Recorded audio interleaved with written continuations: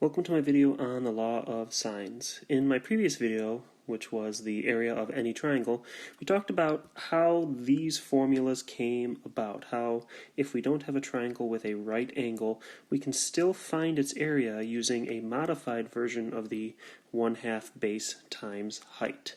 And really it was, it's 1/2 times 2 of the sides times the sine of the angle between that side. So I've got side B and side C, and the angle formed between them is angle A. So 1/2 B times C times the sine of A. And then if I wanted a different angle, if I wanted to, you could find the area a different way. I could take A and C, sides A and C, and multiply by the sine of angle B, because it's still A and C, and then the angle between them. So there's 3 different area formulas from this triangle depending on which angle you're going to use. And, since they're all from the same triangle, the area should be exactly the same for all 3 formulas. No matter which one you choose from our triangle, you should get the exact same area. It shouldn't be that, if I choose this size, or these 2 sides, the area is going to be bigger or smaller than if I chose those 2 sides. That doesn't make any sense.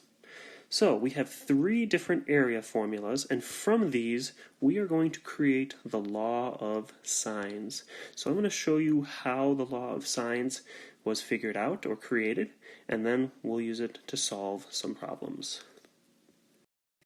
So here are my 3 area formulas we just saw, and I've set them all equal to each other because, as we said, they are all the area of the same triangle, so they're all equal the same area. Well, since they're the same, or they're equal to each other, we can do a little bit of algebra to try and figure out, or just try to change it around a little bit. First, let's get rid of the 1/2 in front of everything. So I'm going to multiply everything by 2. Okay, that's going to give me BC times the sine of A equals AC times the sine of B equals 1/2, equals AB times the sine of C. Now, what am I missing? I don't have side A here. I don't have side B here. And I don't have side C here. But it might be interesting if we can get rid of as many of the variables as we can. So I'm going to divide all 3 sides by A, B, C. All 3 sides. And look what happens. The B and the C cancel out there. The A and the C cancel out there. And then the A and the B cancel out there. And we have just created what is the law of sines. The sine of angle A divided by side A is equal to the sine of angle B divided by side B, and that is also equal to the sine of angle C divided by the sine of C. So what is this telling us here? It's telling us that the sine is a relationship. It's a relationship of the opposite side divided by the hypotenuse side. So whatever angle it is, you have your opposite divided by your hypotenuse, and that gives you a relationship that is unique for the specific angle. And if we divide it by its opposite side, it'll give us a number. And that will work the exact same for all the other sides. What we've basically created is a proportion. The sine of A divided by A is proportionate to the sine of B divided by B, which is also proportionate to the sine of C divided by C. And this law of sines will allow us to figure out some side lengths that are missing from a triangle, or some missing angles from a triangle. So let's see how we can put this all together and solve for some triangles.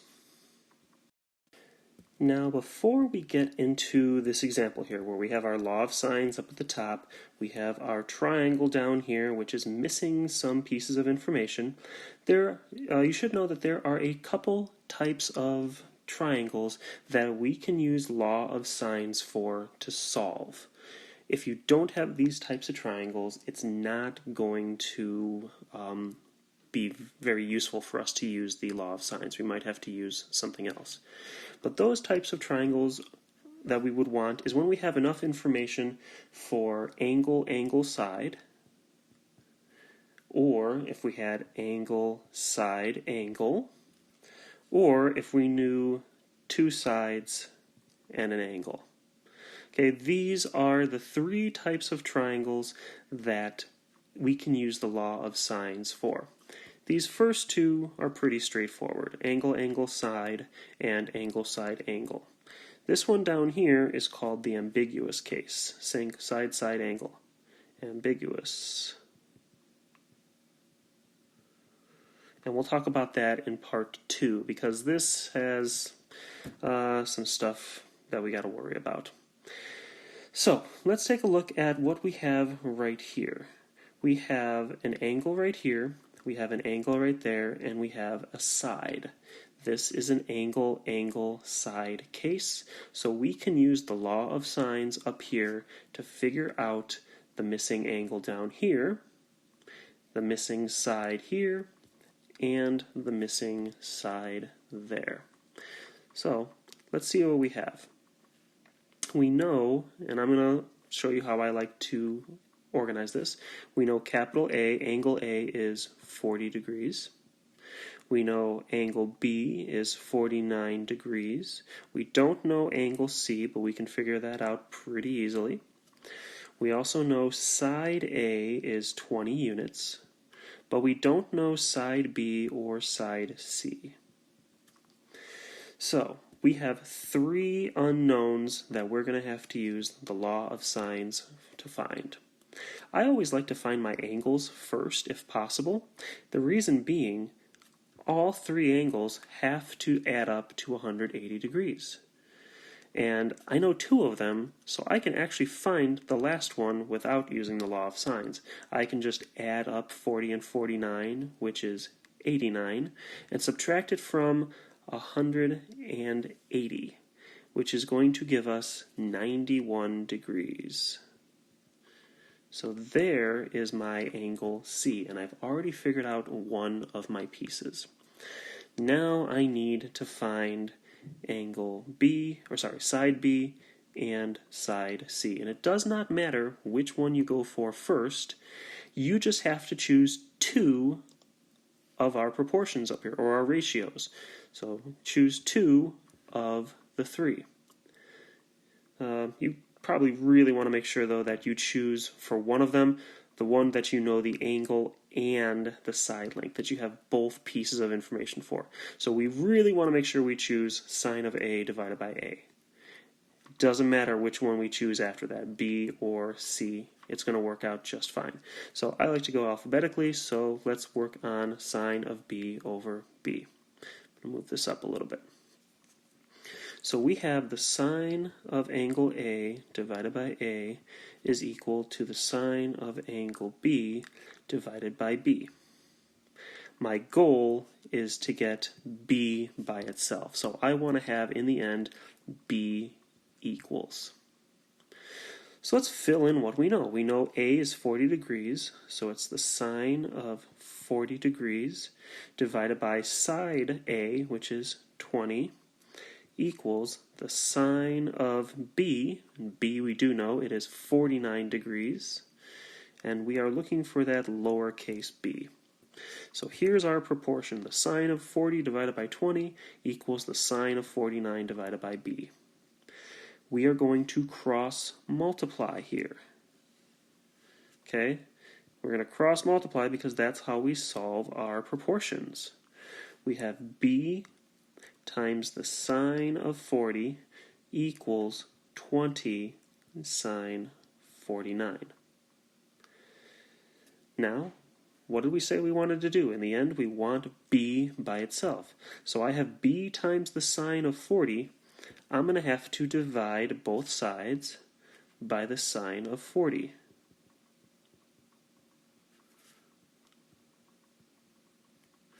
And that is going to give me my answer. And once we type it into our calculator, we are going to see that side B is equal to about 23.5. And there we have it. We have just solved for side B. So B is 23.5. Now, I'm going to do the exact same thing, but I need to find C. So instead of sine B over B, I'm going to use sine C over C. And I do recommend you still use the sine of A over A, because we had to round to get the sine of B. It's not exactly 23.5, it's approximately 23.5 after we rounded. Whereas we know angle A is exactly 40 degrees and side A is exactly 20. So all we got to do is set it back up, but like I said, we're going to swap B's for C's. So we want it to be the sine of angle A divided by A equals the sine of angle C divided by side C. And in the end, we also want lowercase c equals, just like before. So we are going to fill in our info. Sine of 40 over 20 equals the sine of 91 all over c. We'll cross multiply, just like before. And we have c times the sine of 40 equals 20 times the sine of 91. We want c all by itself, so we will once again divide by the sine of 40. And it turns out that c this time is going to be equal to about 31.1. So there is our answer for what side C should be. And there we go. We have all 6 pieces of info. We started off with 3 of them, and we used all angles in a triangle adding up to 180 degrees to find the third angle, and then the law of sines to find the last 2 sides. And this, remember, was an angle-side setup. Now we're going to try an angle-side-angle setup. It's pretty much the same thing, but it just looks a little different to start off with. And that'll be the last example we do for this video. Alright, here we have triangle DEF. I changed up the letters this time because you're not always going to have A, B's, and C's. So we've got triangle DEF, and we know that angle E is 141. We know angle F is 23. So let's make a list of these. We don't know angle D to start off with, but we know E is 141 and F is 23. We do know side D is 9 units long, but we don't know side E or F. And we probably should make sure we can put our law of sines to use here. So it's the sine of D divided by lowercase d equals the sine of capital E divided by lowercase e equals the sine of capital F divided by lowercase f. There it is for this example, now that we have different letters. So our goal, just like before, is to find the 3 missing pieces, D, E, and F. Well, to find D, we're going to find it just like before, because we already know 2 of the 3 angles in our triangle. We're going to add them up, which would give us 164. We'll subtract that from 180, and we get 16 degrees. So angle D is 16 degrees exactly. And now this looks just like what we had before. I have one piece that I know capital and lowercase of, and I'm trying to find the 2 lowercase sides that I don't know. So I'm going to set both these up. I won't show all of the cross multiplying again this time, but we'll set them up and then we'll get our answers. So let's say I want to find lowercase e. That means I'm going to take the first 2 pieces here, sine of d divided by d equals the sine of e divided by e. So that's the sine of 16 divided by 9 equals the sine of 141 divided by lowercase e. We would cross multiply and we would find out what e is. If I wanted to find f, which I also need to find, I would take the sine of d divided by d and set it equal to the sine of f divided by f.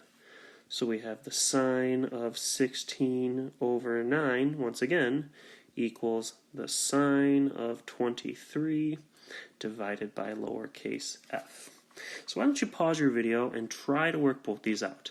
If you're using your own calculator, which I don't see why you wouldn't be, make sure that it is set to degrees and not radians. If it's in radians, your answers for E and F are going to be vastly different than what they should be. So make sure it's in degrees, pause the video, give this a try. Alright, well hopefully you found out that side E is approximately 20.5 units long, and you found out that side F is approximately 12.8 units long. The reason why yours might be a little bit different could be if you rounded sooner than you needed to. I like to not round until the very last step. But there we go. There is an example of angle side angle for the law of sines. We also did an example of angle angle side, and then in part 2 of these videos I'm going to show you the ambiguous case, which is when we have two sides and a single angle. So hope to see you with part 2.